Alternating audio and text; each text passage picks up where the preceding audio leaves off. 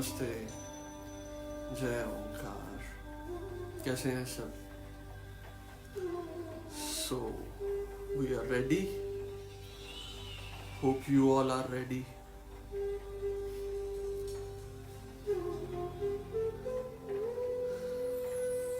कुछ मिनट के लिए वेट करते हैं हम।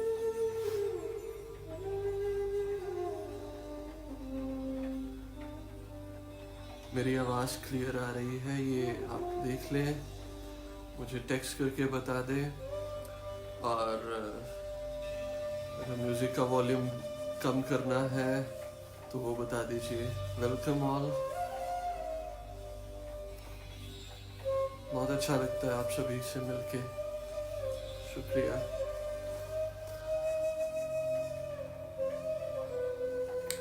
मेरी आवाज़ प्रॉपरली आ रही है? म्यूजिक अगर कम करना है या ज़्यादा करना है बता दें। चलिए, गुड। आज कुछ टॉपिक्स पे बात करेंगे जो रात को भी कुछ ग्रुप में बात चली थी, उसके ऊपर भी। और आज का हम ये टाइम ऐसे स्पेंड करेंगे कि कुछ टॉपिक्स पे बात करेंगे, उसके बाद में हम मेडिटेशन करेंगे 10-15 मिनट के लिए, और उनको आप प्रॉपरली सीख लें, क्योंकि ये जो 21 डेज दिए हैं ये आपके बहुत बेनिफिशियल होने वाले हैं। मुझे अभी मेरे रिलेटिव, मेरे मामा जी का ही फ़ोन आया, तो कहते कि बंधे हुए हैं सब।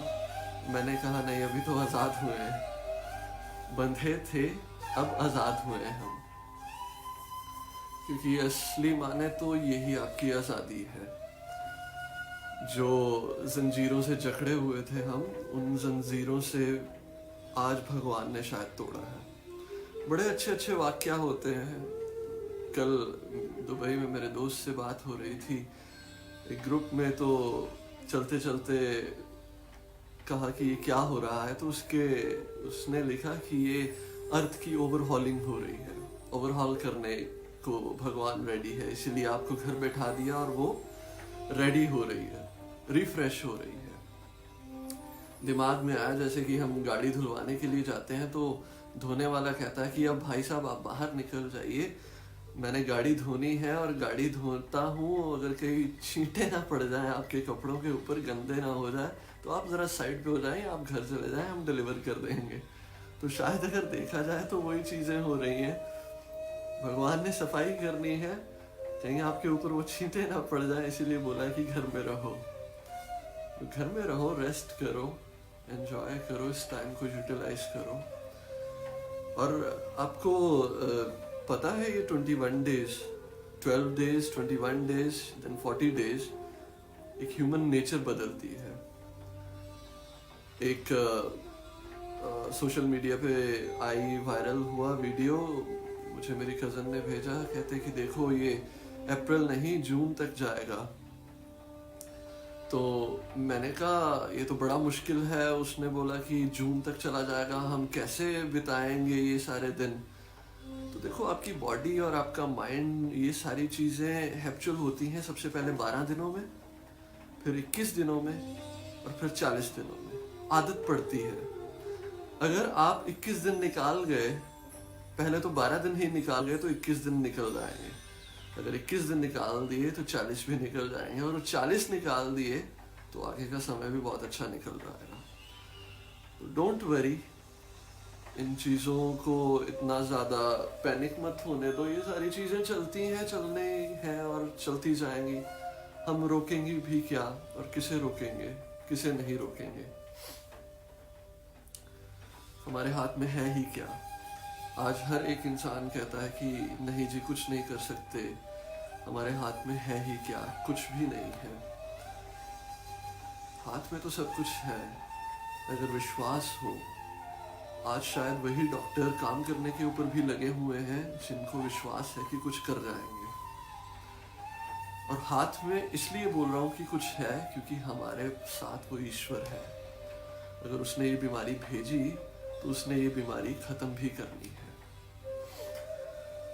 तो I welcome you all once again आज के इस सत्संग में, इस ध्यान की साधना में हमारे साथ में हम इकट्ठे बैठ के अपने अपने घरों से इंटरकनेक्ट होंगे अपनी एनर्जी के साथ में, बहुत अच्छा चलेगा।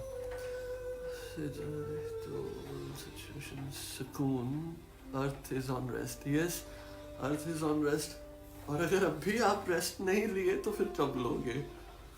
मैं तो घर में पापा को बोल रहा था कि इंडस्ट्री को अब दोबारा से जब स्टार्ट करेंगे तो कुछ नई चेंजेस लेके आएंगे, एक नए ढंग से चलाएंगे उन चीज़ों को, क्योंकि इट्स अ रीसेट पॉइंट। और जो भी पुरानी ज़िंदगी, मैं यही कहूँगा, जो बीती हुई ज़िंदगी में आप लोगों ने जो भी चीज़ें आपको गलत लगी हों, और अब आने वाली ज़िंदगी में आप उन चीज़ों को सुधार लें। हमेशा कहता हूँ ना, जीते जी मरना, ये जीते जी मरने वाली कंडीशन है। अब जब नया जन्म मिलेगा ना, तो उस जन्म में ये सारी चीज़ों को आप बहुत अच्छे से करना शुरू करना, और बहुत अच्छी चीज़ें करना आप अपनी ज़िंदगी में। तो जैसे कि आपको पता है कि सभी लोग घर पे हैं, आज बारिश की वजह से मैं भी रूम में बैठा हूँ, अपने मेडिटेशन रूम में जो मैंने बना रखा है। बाहर बारिश हो रही है। इन सारी चीज़ों को अगर देखा जाए तो कुछ ना कुछ सीखने को आज मिला। पापा ने कुछ पोइट्री के जो लाइव स्टेज प्रोग्राम्स हुए थे वो चला रहे थे, तो उसमें से एक कादर खान का कुछ ऐसा पोइट्री का था जिसमें कादर खान ने कुछ ऐसी बात कही कि मिर्ज़ा गालिब को हर एक ने सुना है, बट मिर्ज़ा गालिब को सुन के वाह वाह करना ही नहीं, उसको सुन के उसको समझ लेना भी ज़रूरी है। तो मुझे नहीं पता वो कौन सी गज़ल के बारे में बात कर रहे थे या नहीं, क्योंकि मैं बाद में आया।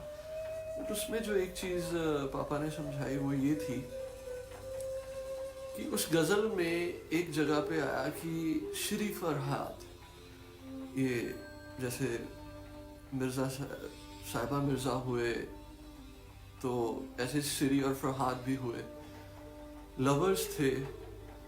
तो गालिब ने अपनी गज़ल में फरहाद को प्यार जो उसने किया वो सच्चा प्यार कहने का नहीं माना। बोला गया वहाँ पे कि शायद फरहाद का प्यार इतना ज़्यादा गहरा नहीं था जितना श्री का था। क्यों? छोटी सी स्टोरी है, वहाँ से शुरू करता हूँ। सभी को पता ही होगा कि वो एक राजा की बेटी थी बहुत। तो फरहाद नॉर्मल एक इंसान था, तो वो रोज़ जब उसके महल के आगे से निकलता था तो वो देखता था श्री को, और उन लोगों का प्यार हो गया। श्री के पिता को पता चला कि ऐसे करके फरहाद है, वो देखता है, तो उसने उसके आगे एक शर्त रखी, और शर्त बहुत ज़्यादा हार्ड थी कि वो सामने जो पहाड़ी है उस पहाड़ी को तोड़, उसमें से नदी को बहा, और वो नदी भी दूध की हो, और वो बहा के उस नदी के दूध को मेरे महल के पहले द्वार तक लेके आ। तो उसने एक चीज़ल उठाई जिसे तोड़ने के लिए काम आता है, और हथौड़ा उठाया और वो चल दिया पहाड़ को काटने के लिए। काट रहा था, जब श्री को इस चीज़ के बारे में पता चला कि ये शर्त रखी मेरे पिता ने, तो उस शर्त को सुन के उस गम को अपने अंदर वो सहार ना सकी और वो मर गई। जब उसे पता चला फरहाद को श्री मर गई, तब उसने उसी चीज़ल को अपने सर पे रखा और हथौड़े से मारा और खुद भी मर गया। तो गालिब, मिर्ज़ा गालिब ने कहा कि उसका प्यार शायद उतना गहरा नहीं था जितना श्री का था। वो सुनने मात्र से मर गई और फरहाद को अपने आप को मारना पड़ा। शायद ऐसा ही इंसिडेंट कल अपने ग्रुप में हुआ, जिसमें डॉक्टर साहब ने लिखा था कि अपने दिल पे हाथ रखो और अंदर से कहो अपने आप को कि all is well, all is well. और मैंने ये पूछा कि ऐसा क्यों किया जाए, तो सभी के अपने अपने ओपिनियन थे। मैंने ये भी कहा था कि मैं कभी किसी चीज़ को बुरा नहीं कहता, बट कुछ जान लेना ये ज़रूरी होता है कि क्या है क्या नहीं है। तो सभी ने कहा कि ये हमारे दिल को सुकून दे गया, ये बहुत अच्छा कर गया। तो it's a story, long story कि क्या था, किस वजह से उन्होंने बोला था, किस वजह से उन्होंने ये चीज़ कही थी, उन्होंने कहाँ से सीखी थी। जिन्होंने उनको करवाया था उन्होंने शायद सही करवाया। इन्होंने जब ग्रुप में डाला तो उसमें थोड़ी सी गड़बड़ी थी मेरे हिसाब से। वो गड़बड़ी ये थी कि जब भी हम कहते हैं ना कि हे ईश्वर मुझे ठीक कर दो, तो अंतर मन में एक चीज चलती है, मैं अभी बीमार हूं। और जब भी हम कहते हैं कि ऑल इज वेल, तो अंदर एक चीज चलती है, शायद अभी कुछ गड़बड़ी है। और जितनी बार भी आप दोहराएंगे ऑल इज वेल, उतनी बार आपके अंदर एक चीज चलेगी कि कुछ ना कुछ गड़बड़ी है। जितने दिन भी दोहराते जाएंगे, हाँ कुछ समय के लिए आपको सुकून मिल जाएगा, बट वो सुकून थोड़ी देर के बाद में फिर वैसा ही हो जाएगा नॉर्मल। आप फिर उसी टेंशन्स में आ जाएंगे। मैंने रात को कहा था कि एक अल्कोहल कंज्यूम करने वाला इंसान या एक एल्प्रेक्स की गोली और नींद की गोली खाने वाला इंसान, इसलिए वो रात को चैन से सोता है कि उस समय कुछ टाइम के लिए वो अपनी उन टेंशन्स को, उन वरीज को दूर करने के लिए भागता है। बट जब वो सुबह उठता है, जब वो उठ जाता है सुबह, तो वही टेंशन्स वहीं की वहीं खड़ी होती है और फिर वो एकदम से गिरता है।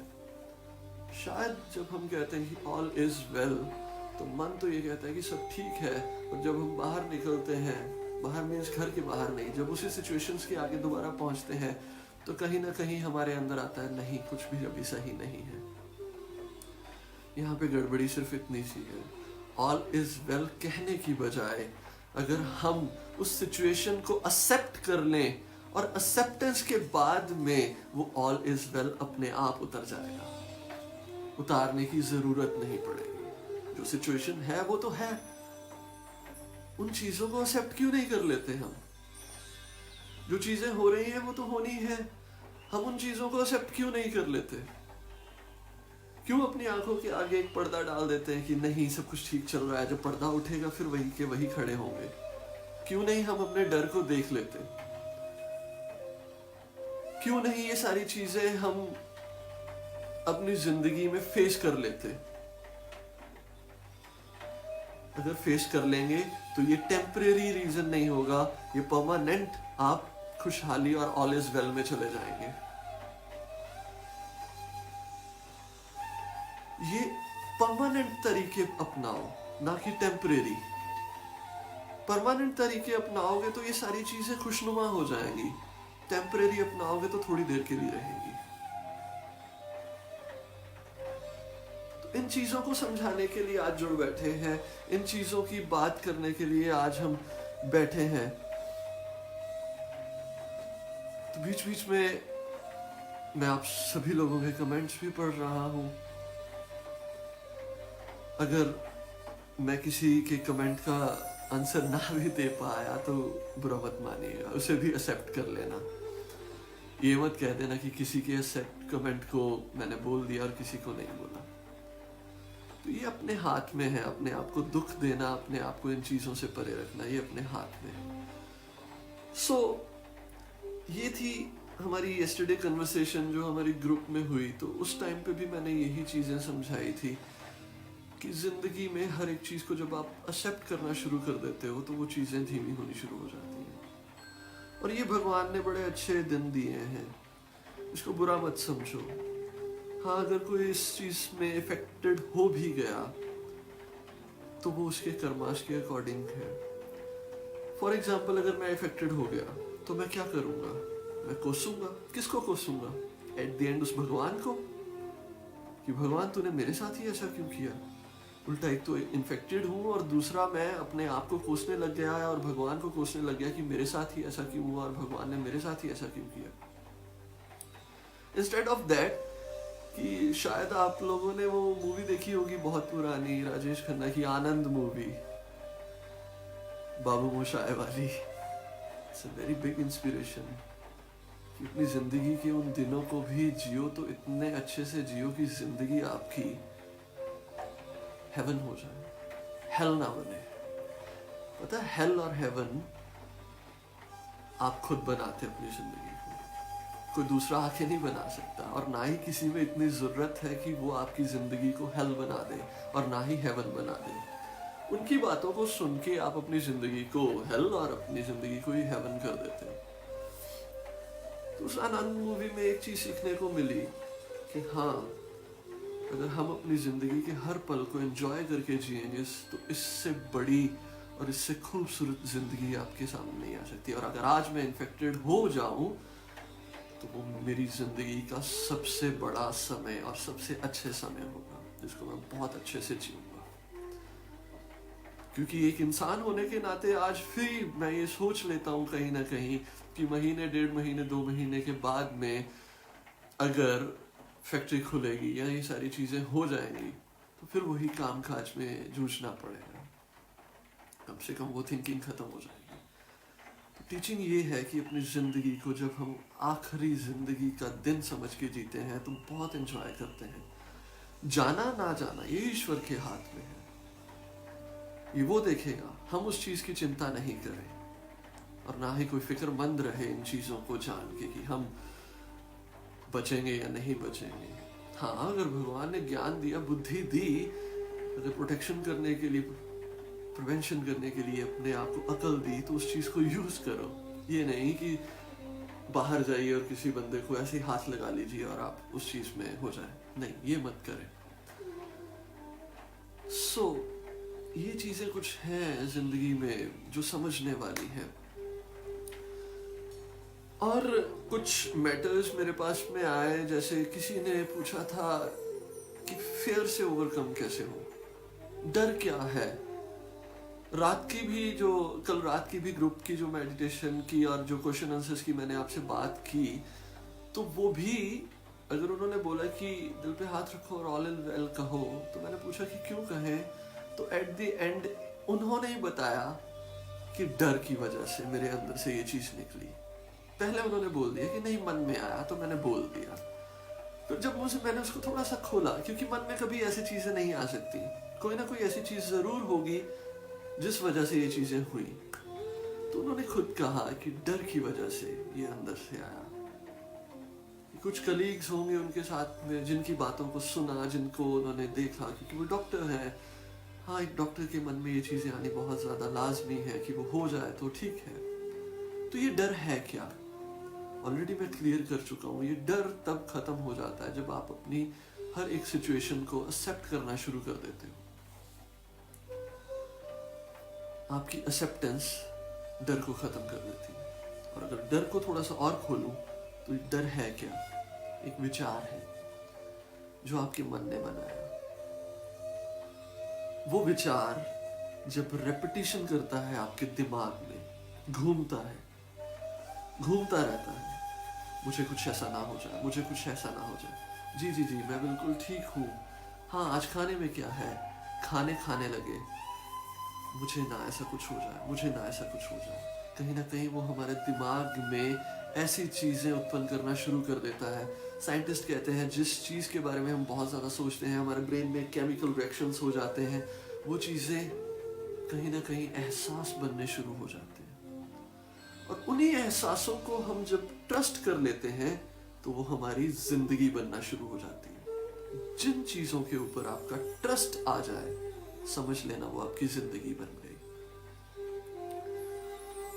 अब ये आपके हाथ में है कि किन चीज़ों के ऊपर आपने ट्रस्ट करना है और किन चीज़ों के ऊपर आपने ट्रस्ट नहीं करना। आपने बुरी चीज़ों को देखना है या आपने अच्छी चीज़ों के ऊपर जाना है। दिन में कई गुना विचार आते हैं, कई ऐसी चीज़ें चलती जाती हैं, बट जिन विचारों के ऊपर हम अपना ट्रस्ट और जिन विचारों को अपनी जिंदगी मानना शुरू कर देते हैं, वो जिंदगी बन ही जाती है। और इसीलिए अवेयर होना बहुत ज्यादा जरूरी है। मेडिटेशन अब बताता हूं किस काम आती है। ध्यान है क्या? ध्यान वो चीजें हैं जो आप रोजमर्रा की जिंदगी में करते हो। लोग कहते हैं ध्यान करने के लिए अच्छे से बैठ जाना, ये सारी चीजें इनिशियली जरूरी हैं। एक माहौल तैयार करना, धूप लगा लेना, अच्छी गद्दी बना के उसके ऊपर बैठ जाना कि बॉडी कंफर्टेबल रहे, ये सारी चीजें इनिशियली। बट बेसिक मूल रूट क्या है ध्यान की। मैं अपने सेशंस में पूछता हूँ ना, जो नए आते हैं कि आपने कभी ध्यान किया, तो वो कहते जी अभी नहीं किया कभी, बट अब करना शुरू कर देंगे जब आपके पास में आई है। मैंने कहा सबसे गलत यही आप कहते हो कि कभी नहीं किया। आप रोजमर्रा ध्यान करते हो, ऑफिस जाते हो ना, ट्रेवल करते हो अपने कन्वेंस के साथ में, तो आप ध्यान से चलाते हो उस कन्वेंस को। गाड़ी हो, टू व्हीलर हो, कुछ भी हो, या आपके पास में ना गाड़ी है ना टू व्हीलर है, बस में जाते हो या ऑटो में जाते हो, तो ऑटो में जब चढ़ते हो ना तो ध्यान से चढ़ते हो, बस में चढ़ते हो तो ध्यान से चढ़ते हो। थोड़ा सा और आगे ले आऊं, घर में आप लोग जब खाना बनाते हो और पता किस चीज से बनाते हो? अग्नि से। वही आग है जो एक इंसान को जला भी सकती है, फिर भी आपका खाना बना रही है। अगर आपका ध्यान ना हो तो ये खाना खुद बन जाओगे, आप जल जाओगे, रोस्ट हो जाओगे। ध्यान आपको बचा रहा। सब्जी काटते हो ना, किससे काटते हो? चाकू से। अगर ध्यान ना हो तो आपकी उंगलियां काट देगी। ध्यान करते हो तो उसमें सब्जियां काटती। तो ध्यान इतनी बड़ी शक्ति है, और रोजमर्रा की जिंदगी में आप ध्यान करते हो। तो ध्यान क्यों जरूरी है? ध्यान, ये जो मैंने अभी स्टोरी सुनाई बस की, काटने की, आग की, एक चीज समझो, ध्यान आपके अंदर एक अवेयरनेस लेके आता है, एक जागरूकता लेके आता है। वो अवेयरनेस, वो जागरूकता, वो चैतन्यता, वो शक्ति, वो आपकी जिंदगी को सुधारती है। बात फिर वहां पे आ जाती है, घूम फिर के मैं लेके आता हूं। इतनी बात आप समझ गए हो तो आप वापस आता हूं कि डर है क्या। डर एक विचार है, और हम जिस विचार के ऊपर ट्रस्ट कर लेते हैं वो हमारी जिंदगी बन जाती है। पर हम बुरे विचारों के ऊपर ट्रस्ट कर लेते हैं, इसीलिए वो हमारी जिंदगी बन जाती है। हम इनसे कैसे बचें? कि हम इतने ज्यादा अवेयर हो जाएं कि जो भी विचार हमारे सामने से गुजरे, हम उसे बड़े अच्छे से देख लें, हमें इसके ऊपर ट्रस्ट करना है या नहीं करना है। ये चीज मेडिटेशन लेके आती है। समझे इतनी बात को? आशा करता हूं कि ये चीज समझ गए होंगे। अब गुत्थी सुलझती जा रही है, आप खुद ही इन चीजों को सुलझा लेंगे कि अगर हम रोजमर्रा की जिंदगी में ध्यान करना शुरू कर देंगे तो इतनी अवेयरनेस आ जाएगी कि हमारी जिंदगी के जो विचार हैं, जो सारी चीजें हमारे सामने आ रही हैं, वो हम देखते जाएं। जो चीजें पकड़नी है उनको पकड़ लें, जो चीजें नहीं पकड़नी उन चीजों को नहीं पकड़े। ठीक है? मैं फिर अपने आप को एग्जाम्पल के तौर पे ले आता हूं। मैं एक बेड पे सो गया, 4 दोस्त सुबह तक मेरे फ्रेंड्स मेरे घर आए, मैं सोया हुआ हूं। वो मेरे को सोए सोए उठा लिए, रोज गार्डन या किसी भी गार्डन में ले गए, सारा गार्डन घूम के फिर वापस आ गया, पर मैं सोया हुआ हूं। मैंने एंजॉय नहीं किया क्योंकि मैं सो चुका हूं। अगर मुझे लेके जाने से पहले मेरे दोस्त मुझे जगा देते और फिर लेके जाते तो मैं हर एक चीज को एंजॉय करता। हम रोज रात को ही नहीं सोते, हर दिन सोए सोए गुजार देते हैं। उस सोए हुए को जगाने के लिए दोस्त का आना और अपने दोस्त को हिलाना और उसे जगाना ये जरूरी है। इसीलिए मैं दोस्त बन के आया हूं आपका। दोस्त गुरु भी हो सकता है, दोस्त माता पिता भी हो सकते हैं, दोस्त आपका पार्टनर भी हो सकता है, दोस्त इस दुनिया में हर एक इंसान, आपके बच्चे भी हो सकते हैं, सब चीजें हो सकती हैं। तो इतनी चीज समझो, आपका जागना बहुत ज्यादा जरूरी है। इसीलिए मेडिटेशन करना बहुत ज्यादा जरूरी है। मेडिटेशन डेली हमें बहुत ज्यादा नहीं करनी है। इनिशियल जो है, जो तो मेरी बात को समझ गए हैं, 2 तरीके के हैं। एक तो मेरी बात को समझ गए और उसको समझ के अपने अंदर बैठा गए, तो उनकी मेडिटेशन शायद अभी से शुरू हो जाए। एक है जो इस प्रैक्टिस में जाना चाहते हैं।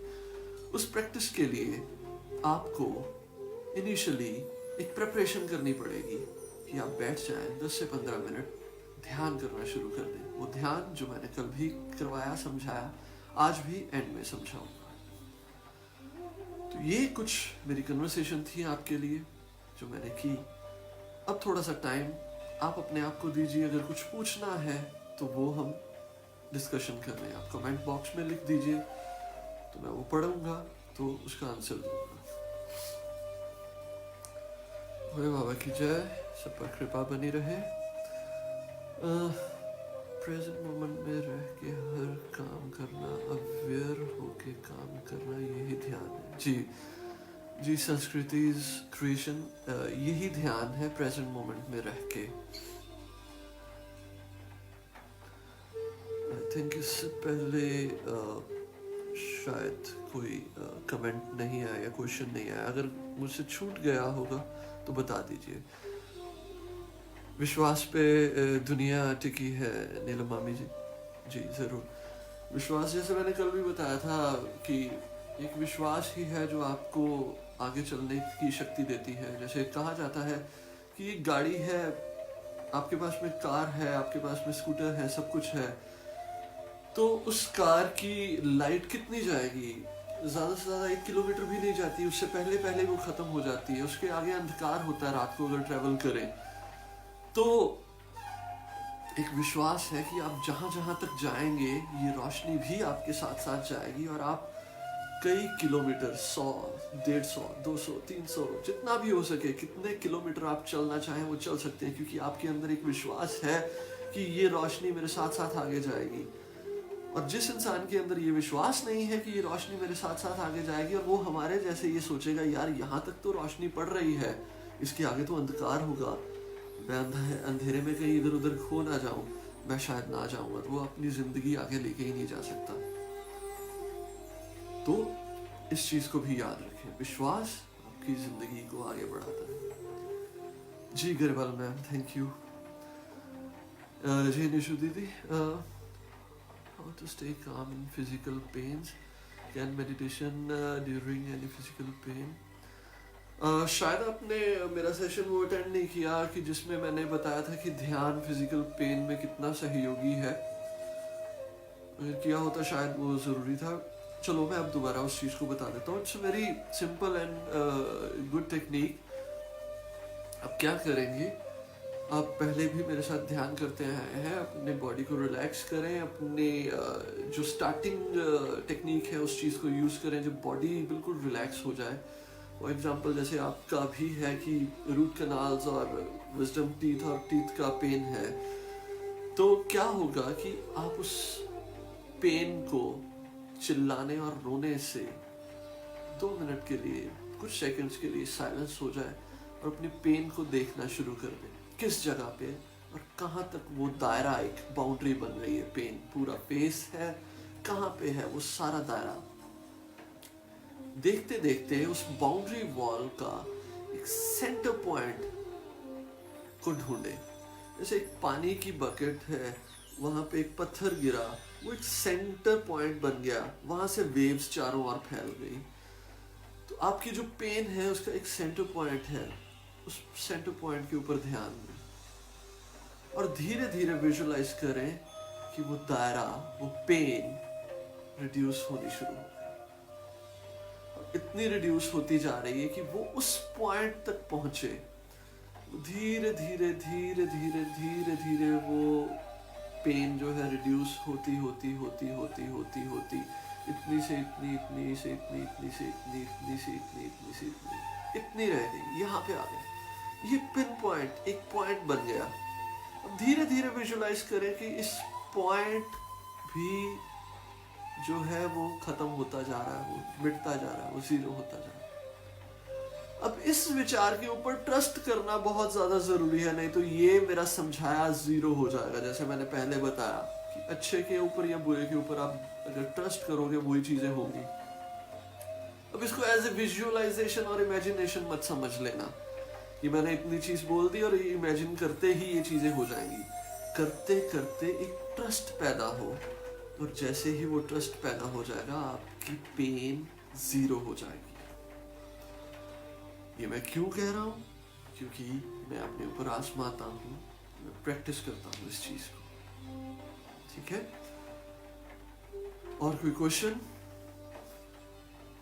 भोले बाबा की जय, सभी की जय। इस पूरी सृष्टि के जितने ईश्वर भगवान की शक्तियां हैं उन सभी की जय। माता रानी की जय, शक्ति आदि शक्ति की जय। पर अगर मैंने कहा कि इस भगवान, उस माता रानी की जय और उन शक्तियों की जय, तो उनके स्वरूप के ऊपर मत आ जाना। वो एक ऊर्जा है, वो ऊर्जा रूप में ही रहती है, वो मौजूद है, अभी भी है, इस समय भी आपके अंदर और मेरे अंदर है। तो ऊर्जा ही ध्यान में रखना। वहां पे माँ ऐसे मत दिखाई दे जाए कि वो सिंह की सवारी कर रहे, उनके 4 हाथ हैं, ऐसा नहीं। वो एक ऊर्जा है, वो ऊर्जा को अगर महसूस करेंगे तो अभी भी है। ठीक है, पूजा जी आप तो आते हैं ध्यान करते हुए, थॉट्स को कभी कंट्रोल नहीं किया जा सकता। मैं हर बार बोलता हूँ, थॉट्स आएंगे आएंगे, और थॉट्स को कंट्रोल करने के ऊपर अगर आप लग जाओगे तो थॉट्स और भी, मेरी एक बात छोटी सी समझो, बहुत ज्यादा थॉट्स हैं घूम रहे हैं मेरे आसपास। उस थॉट्स को खत्म करने के लिए एक नीचे से और थॉट आ गया, मैं इसको खत्म करने जा रहा हूँ, मैं इसको खत्म करने जा रहा हूँ, झगड़ा हो जाएगा, वो और गड़बड़ियां हो जाएंगी। मैं क्या करूंगा? ये थॉट्स चल रहे हैं, भगवान तूने ये विचार दिए हैं, मेरे हाथ में इनको बंद करना तो नहीं, मेरे हाथ में इतनी सी बात है कि मैं इनसे जुड़ू नहीं, इनको देख लूं। तो थॉट्स कहेंगे ये क्या कर रहा है, ये तो देखने लग गया, चलो कहीं और चलते हैं, चले जाएंगे।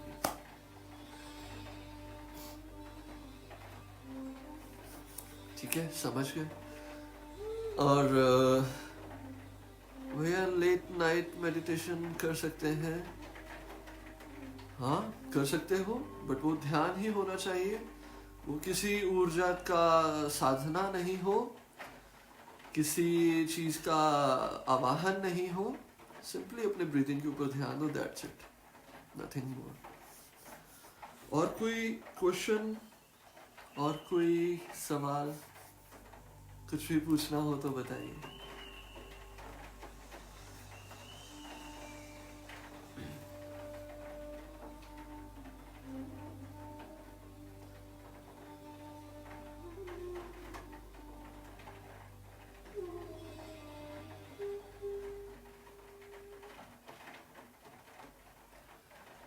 और कोई क्वेश्चन, कोई क्वेरीज? सो एक साथ साथ में ये भी सजेस्ट करता हूँ आपको कि अभी जैसे घर है तो नॉर्मली इस चीज़ को आप बैठ के मत स्पेंड करें। ज़रूरी है कि घर में अगर कोई इक्विपमेंट हो फिजिकल एक्सरसाइज के लिए तो उसको यूज़ करें, योगा करें, नहीं तो घर की सीढ़ियाँ ही 10 बार ऊपर नीचे चढ़ लें, नहीं तो स्किपिंग कर लें आप रोप के साथ में। थोड़ा सा फिजिकली एक्टिव रहें। ये ना हो कि 21 दिन या जितने भी दिन मिले हैं आपको, उस दिन में आप अपने शरीर को ही ऐसा कर लें। तो it's a very simple technique. आप सूर्य आसन, सूर्य नमस्कार कर लें। गूगल में बड़े अच्छे, या हमारे FB पे ही बहुत अच्छे टीचर्स हैं जो आपको रोज़ करवाते हैं लाइव होके, तो वो चीज़ों आप ज्वाइन कीजिए। Taran ji, why late night sadhana is avoided? Because साधना के लिए कुछ ऐसी चीज़ें होती हैं जो हम किसी ना किसी, बेसिकली जैसे आपको पता ही है कि मेडिटेशन और ये सारी सृष्टि एक ऊर्जा के साथ में चल रही है। तो जब हम ऊर्जा के साथ में काम करते हैं तो यहाँ पे आप नहीं हैं, यहाँ पे और भी हैं कई लोग। तो ये क्वेश्चन का आंसर मैं डिटेल में सेपरेटली देना चाहूँगा। आपको मैंने दिया है इस चीज़ का कई बार आंसर, बट यहाँ पे मैं इसलिए नहीं देना चाहता क्योंकि यहाँ पे कुछ फर्स्ट क्लास के हैं, फर्स्ट स्टैंडर्ड के हैं, कुछ सेकंड स्टैंडर्ड के हैं, और कुछ शायद अभी चलना ही सीखे हैं। तो उस वजह से it's a working of energy. तो जब हम एनर्जीज के साथ में वर्क करते हैं तो टीचर का साथ होना बहुत ज़्यादा ज़रूरी है, नहीं तो प्रॉपरली गाइडेंस होनी बहुत ज़्यादा ज़रूरी है। या आपकी इतनी प्रैक्टिस हो कि आप काफ़ी समय से जुड़े हों, तब ये चीज़ें आप साधना या एनर्जीज के साथ में ज़्यादा इन्वॉल्व हो सकते हैं।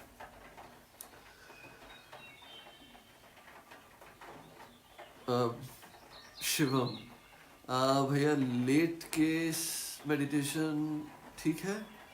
हाँ, बशर्ते कि लेट के आप इतने अवेयर रहें कि आपको नींद ना आ जाए।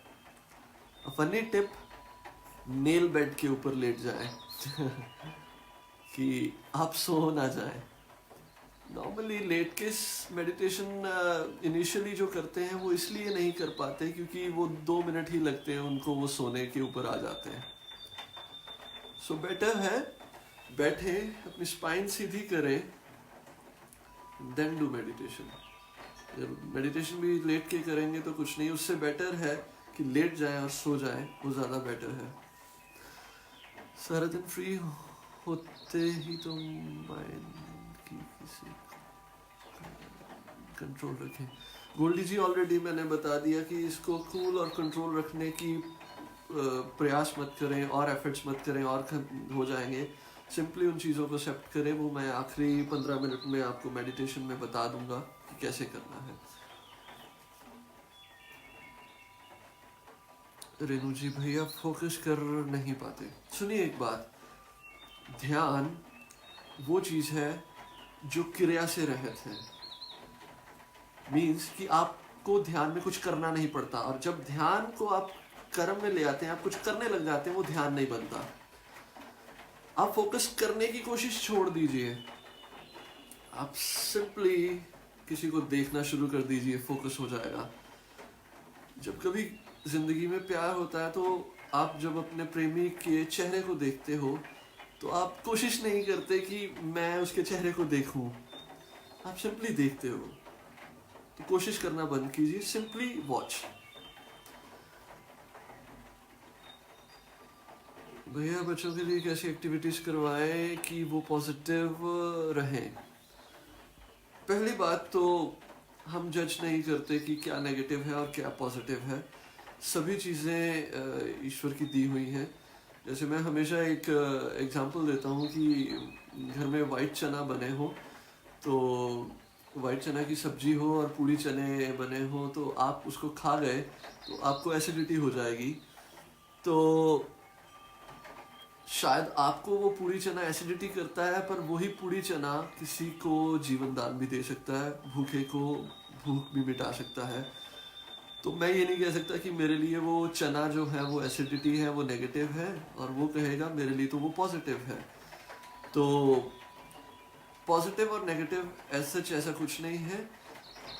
इन चीज़ों को सिर्फ इतना अंडरस्टैंड कीजिए कि आपके अंदर इतनी अवेयर आ जाए कि चाकू को मैंने अपने हाथ पे नहीं काटना, चाकू से मैंने अपनी सब्जी काटनी है।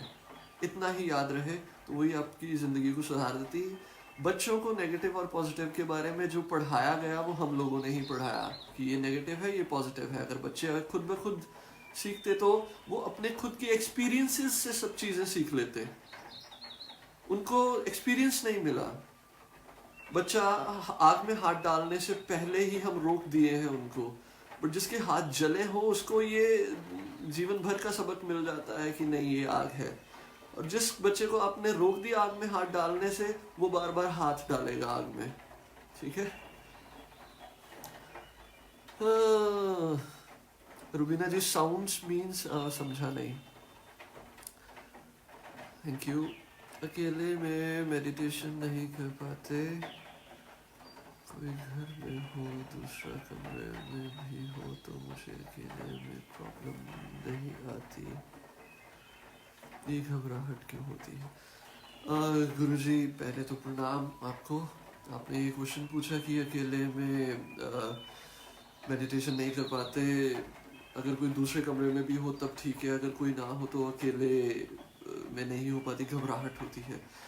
ये एक विचार है। आप मेडिटेशन मत करो, आप बैठ जाओ और सोचो कि घर में कुछ नहीं है, घर में कोई भी नहीं है, क्या होगा? कुछ नहीं होगा, कुछ चीज़ें नहीं होंगी। जब आप इस चीज़ को फेस कर लोगे ये ओवरकम हो जाएगी। हम एक साधना करते हैं अपने मेडिटेशन प्रैक्टिस में जिसको हम समाधि कहते हैं। समाधि में सबसे पहले हम तोड़ते हैं अपने आप को सारी चीज़ों से। वो चीज़ें ये हैं कि मेरे सगे संबंधी हैं, मेरे घर परिवार है, ये सारी चीज़ें। तो साधना हो ही तब सकती है जब आप अकेले हो जाएं।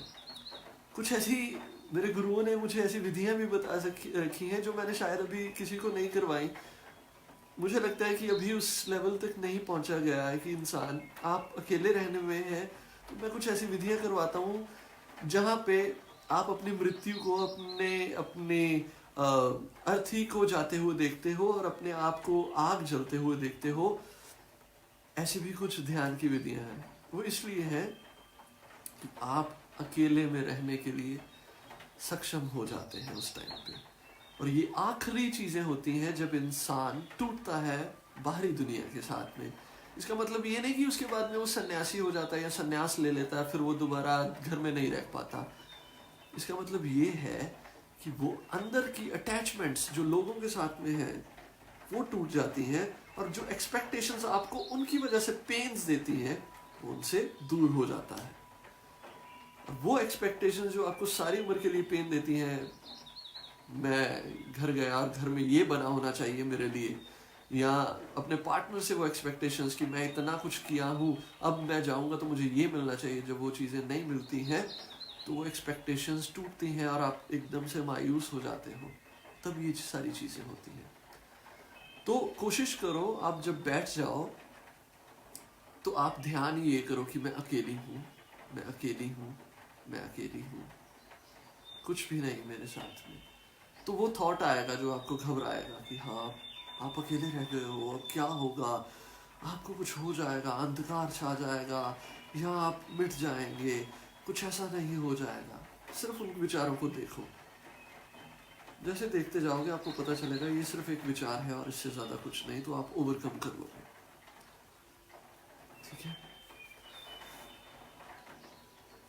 कुछ और मिनट्स हैं, कुछ अगर आपने करना है, कुछ क्वेश्चन पूछना है तो डिस्कस करते हैं, नहीं तो मैं 10-15 मिनट आपको ध्यान करवा देता हूँ। आई एम वेटिंग फॉर, आपको कुछ मिनट देता हूँ, 2 या 3 मिनट। अगर आप बैठे हैं तब से आपने वॉशरूम जाना है, पानी पीना है, कुछ भी है तो आप कर लें। उसके बाद में 10-15 मिनट हम ध्यान में बैठेंगे।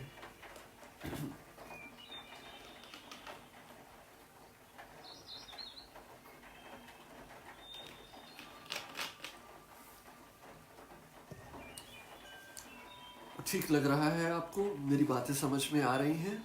एक बार मुझे बता दीजिए कि सब चीज़ें ठीक चल रही हैं, आपको समझ आ रहा है, कुछ नहीं समझ आ रहा है तो वो भी। मैं पूरा प्रयत्न करता हूँ, कोशिश करता हूँ कि आप लोगों को सारी चीज़ें अच्छे से समझ आए। तो अगर आपको अच्छा लग रहा है, ठीक लग रहा है, बातें समझ में आ रही हैं तो उनको प्लीज़ करिए।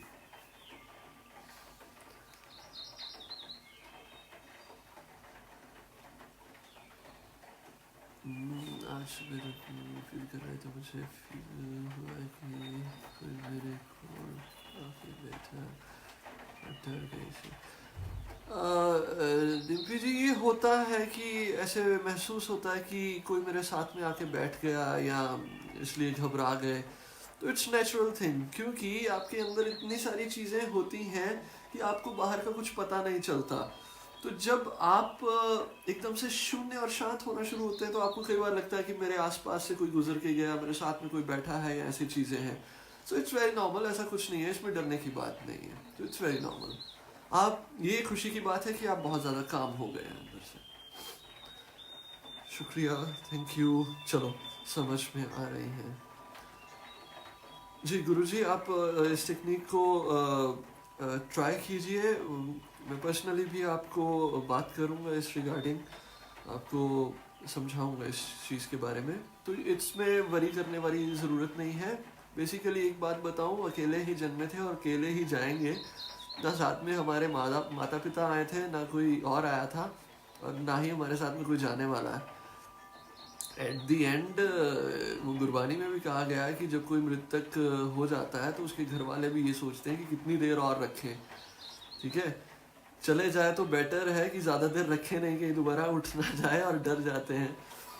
तो ये चीज़ें होती हैं, और मोस्टली रोते वो हैं जिनको ये होता है कि हम इनके ऊपर डिपेंडेंट थे और इससे ज्यादा कुछ नहीं है, सच्चाई तो यही है सिर्फ।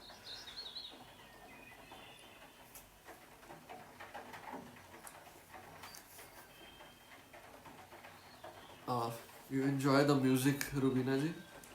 हाँ, कुछ ऐसे नेचर म्यूजिक लगते हो, अच्छे लगे तो माइंड फ्रेश रहता है।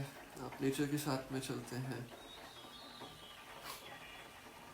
और कुछ? चलिए अब हम मेडिटेशन करते हैं थोड़ा सा सिंपली। अब चाहें तो आप अपने फ़ोन को रख दें, मेरी आवाज़ सुनाई दे, बस इतना ही बहुत हो। फ़ोन्स को रख दें और जैसे भी हो आप बैठ जाएं। बॉडी कंफर्टेबल रखें। तो पहली बात तो ये है कि जब कोई कहता है इनिशियली कि आप अपनी बॉडी को सीधा तन करके रखें और मुद्रा बना लें, कोई भी मुद्रा बनाएं और ये कर लें वो कर लें, तो ऐसे आपका ध्यान नहीं होगा। जो स्टार्टिंग जिन्होंने की है वो नहीं कर पाएंगे ऐसा ध्यान। रीज़न, हर एक बच्चा, हर एक इंसान अभी नया नया चलना सीखा है, उसे दौड़ना नहीं सिखा सकते। तो बी कंफर्टेबल, जैसे आपको अच्छा लगे वैसे कंफर्टेबल हो। काउच पे बैठे, चेयर पे बैठे, बेड पे हो, कहीं पे भी हो, do as your body comfortable, जैसे भी वो अच्छे रहे। तो उसके बाद में शुरुआत करते हैं हम। धीरे धीरे अपनी आंखों को बंद करना शुरू कर दें। आपकी आंखें खुद ब खुद बंद हो जाएं। बंद करने की भी कोशिश मत करना कि मैंने अपनी आंखें बंद करनी है, जोर से दबाना नहीं, कुछ नहीं करना, बिल्कुल रिलैक्स मोड। छोड़ दें, आंखें वैसे ही बंद कर दी। खुलती भी हो बीच में, खुलने दें, बट अपने आप बंद हो जाएंगी। कुछ भी कोशिश नहीं करेंगे। कंफर्टेबली बैठ जाएं। बैठ गए, आंखें बंद कर ली। सबसे पहले कुछ 3 से 4 लंबे गहरे सांस लें। वो नाक से ले सकते हैं, अगर कईयों को नाक से प्रॉब्लम है तो माउथ से ले सकते हैं।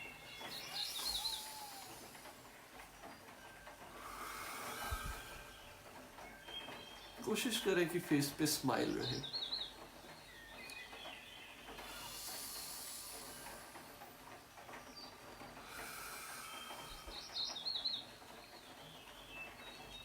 तीसरी बार एक लंबी गहरी सांस, और जब सांस छोड़े तो आपका शरीर हल्का होता जाए, रिलैक्स होता जाए।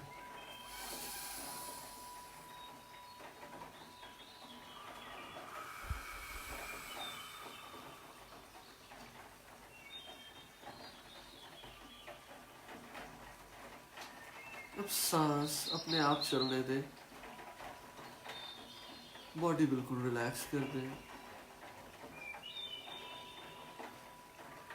और हर एक सांस जो बाहर जा रही है उसके साथ साथ आपकी बॉडी रिलैक्स होती जाए।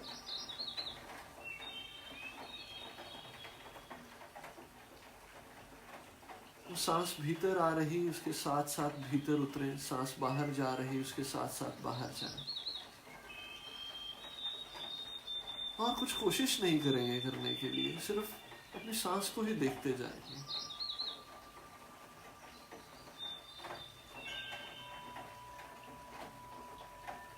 सांस भीतर आ रही उसके साथ साथ भीतर, सांस बाहर जा रही उसके साथ साथ बाहर। अब यही ध्यान जो आपकी सांस को देख रहा था, इसी ध्यान को अपने पांव के ऊपर ले आए। आपका शरीर आपके कहने पे है। आप जैसे जैसे अपने शरीर को कहते जाएंगे वो वैसा वैसा करता जाएगा। अपने पाँव को कहें कि वो बिल्कुल रिलैक्स, बिल्कुल शांत हो जाए। पाँव से घुटनों तक बिल्कुल रिलैक्स, बिल्कुल शांत हो जाए। घुटनों से हिप्स तक अपनी बॉडी को अच्छे से ऑब्जर्व करें। Relax, relax, relax. In the mean time कोई घर में आ जाए, कोई फोन बज पड़े, कोई कुछ भी चीजें हो, फिक्र नहीं करें। लड़े नहीं अपने अंदर कि ये डिस्टर्ब हो गए, ऐसा कुछ हो गया। हो जाने दें, एक्सेप्ट करें उन चीजों को। फोन का कनेक्शन टूट जाए तो जहां पे भी आप रुक जाएं, उसी अवस्था में कुछ देर बैठ जाएं। ध्यान अपने स्टमक के ऊपर ले आए, अपने पेट को इतना रिलैक्स कर दें कि आप बिल्कुल छूटते जाएं। Chest, back, shoulders, arms, hands, palms, fingers, जहां पड़े हो बाजुएं पड़ी रहने दें, हाथ पड़े हो पड़े रहने दें, कुछ भी नहीं करें। गर्दन के ऊपर ध्यान आ जाए, आपकी गर्दन बिल्कुल ढीली हो जाए, रिलैक्स हो जाए। चेहरा, अपने जॉज को ढीला करें, चीक्स को रिलैक्स करें, ईयर्स, नोज, आईज के कॉर्नर के मसल्स बिल्कुल रिलैक्स कर दें। फोरहेड रिलैक्स, हेड रिलैक्स, पूरा शरीर फ्रॉम टोज टू टॉप, पांव से लेके सर तक ढीला हो जाए, जैसे बहुत भार उतर गया हो, आपके कंधों से कंधे इतने ढीले हो जाए।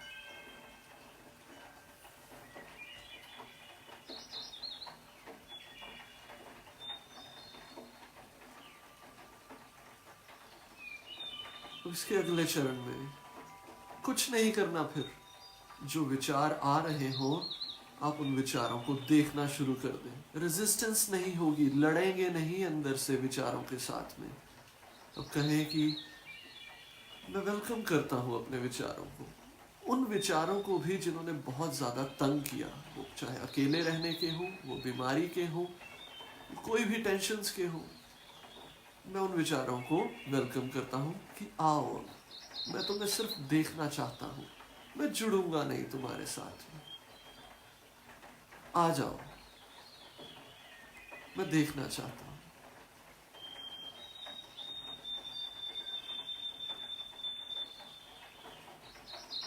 अपने विचारों को सिर्फ देखना शुरू कर दो, वो बुरे से बुरे हो, अच्छे से अच्छे हो, जुड़ेंगे नहीं, सिर्फ देखते जाएंगे अपने विचार।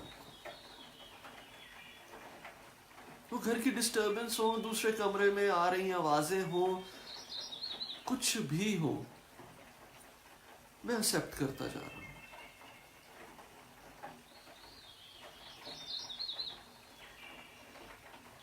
मैं एक्सेप्ट करता जा रहा हूं।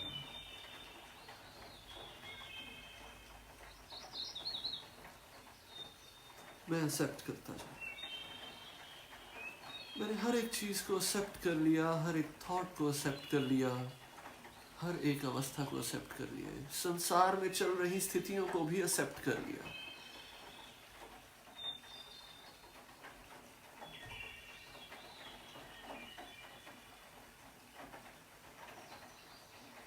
एक्सेप्ट कर करते करते फिर अपना ध्यान अपनी ब्रीदिंग के ऊपर ले आए। सांस जैसे चल रही हो उसे ना लंबा करें ना छोटा करें, सांस के साथ साथ भीतर उतरें, सांस के साथ साथ बाहर आए।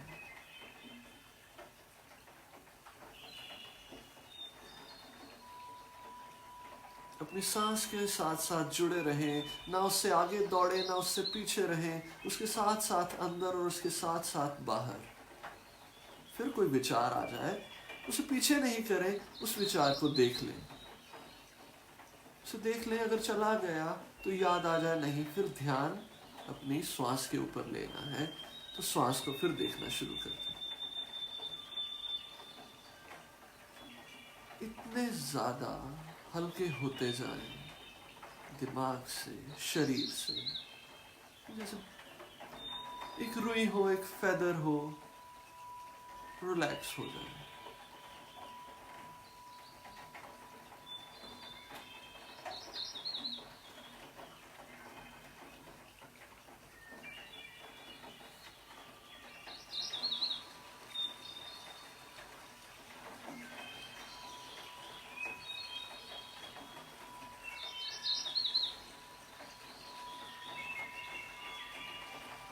ध्यान सांस के ऊपर हो, तो देखें कि जब सांस अंदर आए, अंदर आने के बाद में जब वो बाहर जाए, तो जब वो अंदर आए और बाहर जाने से पहले कुछ सेकंड के लिए एक पॉज ले रही हो, घूम रही हो अंदर से बाहर आने के लिए, उस पॉज को, उस टर्न को बड़े अच्छे से ध्यान से देखना शुरू कर दें।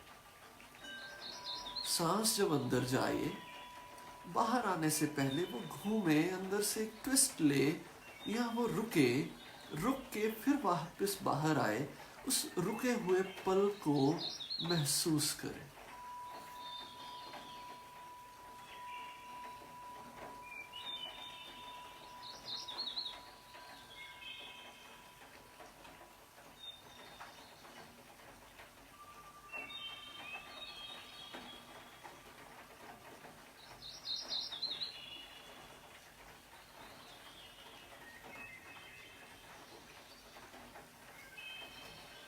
महसूस करें, इसके साथ साथ ही विजुलाइज करें कि आपके अंदर एक वाइट ब्राइट लाइट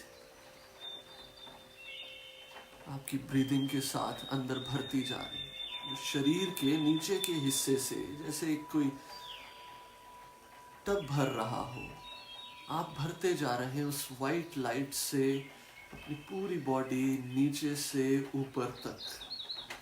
आपकी लेग्स भर चुकी हो, पेट तक वो सफेद रोशनी भर चुकी हो, और धीरे धीरे धीरे धीरे धीरे धीरे ऊपर तक भरती जा रही है,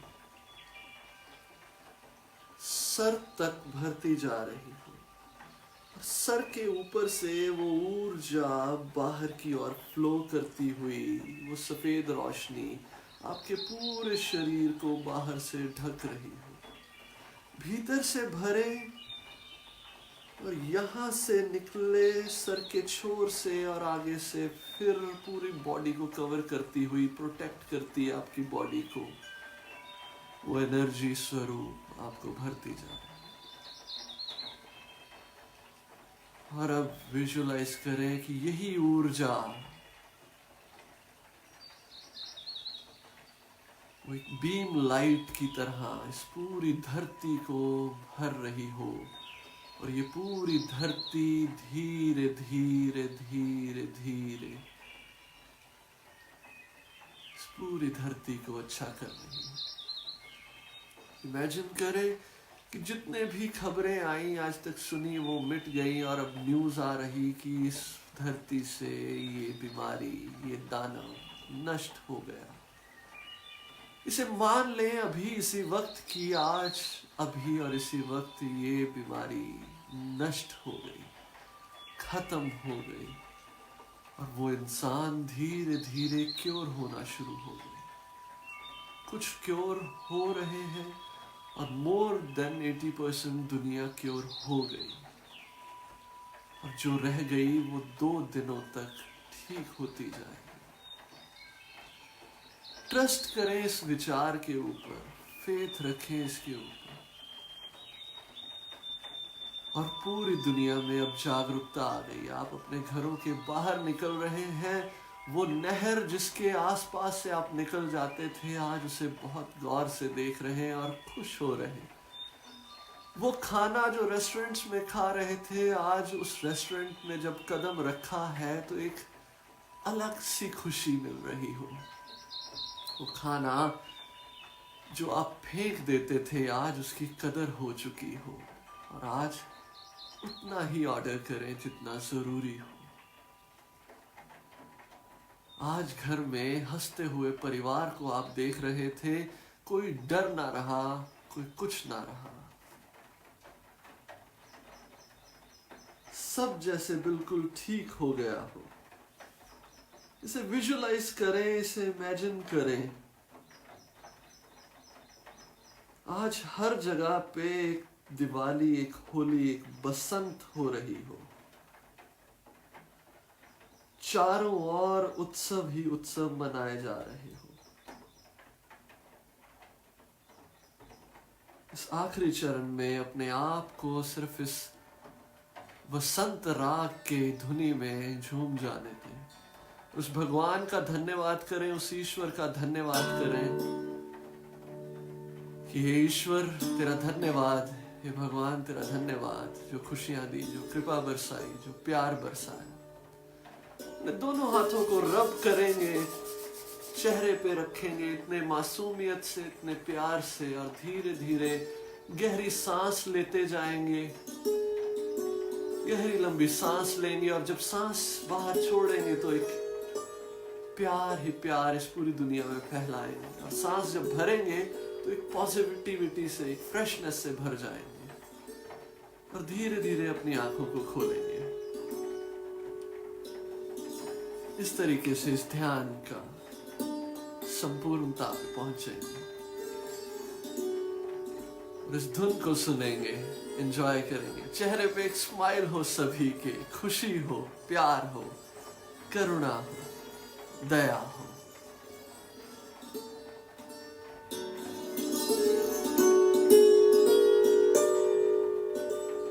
खुशी से अच्छे अच्छे कमेंट्स करें, खुश हो जाएं, धन्यवाद करें उस ईश्वर का, अपने आप का धन्यवाद करें। आज जो आप लोगों ने अपने आप के लिए समय निकाला, उसके लिए अपने आप को धन्यवाद करें। ये खुशी का एहसास जो आपने लिया, इसके लिए धन्यवाद करें अपने आप का। धन्यवाद करें अपने आप, उस भगवान का, आपके अंदर बैठी उस आत्मा का धन्यवाद करें, शुक्रिया अदा करें।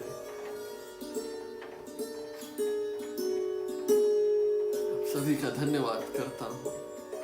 कुछ देर के लिए बैठते हैं, ये संगीत सुनते हैं।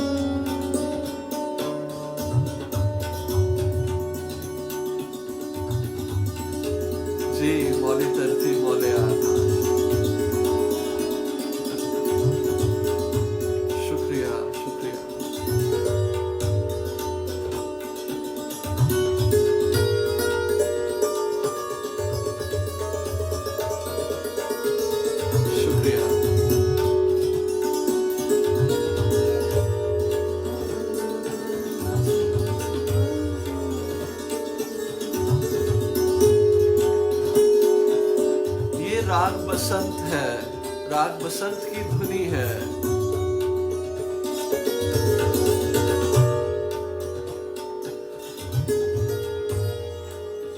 बसंत बहार कह लीजिए, बसंत कह लीजिए, अकेला बसंत है। थैंक यू सो मच भैया, आज घर के बाहर तक लेकर जाने के लिए और सबसे मिलने के लिए, कुछ सेकंड के लिए ही सही, पता चुके महक इसको कुछ सेकंड के लिए नहीं बनाओ, इसको लगातार इस एहसास को अपने अंदर बैठा के रखो। अगर कुछ टाइम के लिए चले, दोबारा बैठ जाओ, दोबारा बैठ के उस चीज को विजुलाइज करो, नॉट फॉर जस्ट सेकंड, इसको और लंबा करो। कहते हैं नानक भगता सदा विगास, गुरु नानक कहते हैं कि उसके भक्तों के अंदर हमेशा और सदैव एक विकास, एक सदैवी खेड़ा, एक खुशी बनी रहनी चाहिए। आप बैठे हो, अपने हाथ को देखो, उंगलियां चल रही हैं, खुश हो जाओ, ठीक है ना। कोई भी चीज आपकी खुशी का कारण बन सकती है, बनाओ तो सही। शुक्रिया सभी का।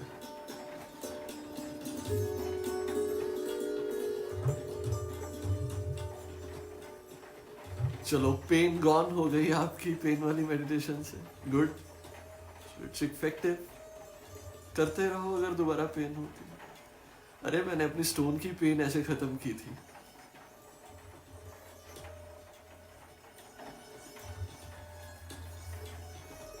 चले, अब कुछ और बात करनी हो तो फिर भगवान ने मौका दिया तो फिर करेंगे। नेक्स्ट कुछ और मेडिटेशन टिप्स दूंगा।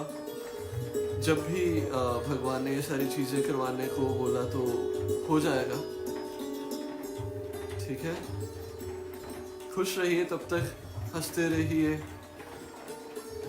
और अगर कुछ पूछना हो तो कमेंट कर देना। जिनके पास में मेरा नंबर है वो टेक्स्ट कर देना। B positive. अच्छे कमेंट्स करेंगे तो आपके कमेंट्स पढ़ के बाकियों को भी होगा कि हाँ हम भी करें। तो जितना हो सके लगाइए। अगर कोई और भी इस ग्रुप को ज्वाइन करना चाहता हो तो शौक से ज्वाइन कर ले। आप उनको लिंक भेज दीजिए तो वो ज्वाइन कर लेंगे। मैं अप्रूवल यहाँ से करता जाऊंगा। शुक्रिया आप सभी का।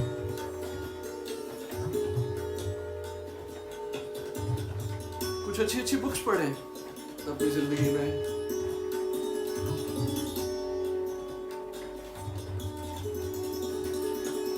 टेक केयर, खुश रहें, बाय बाय।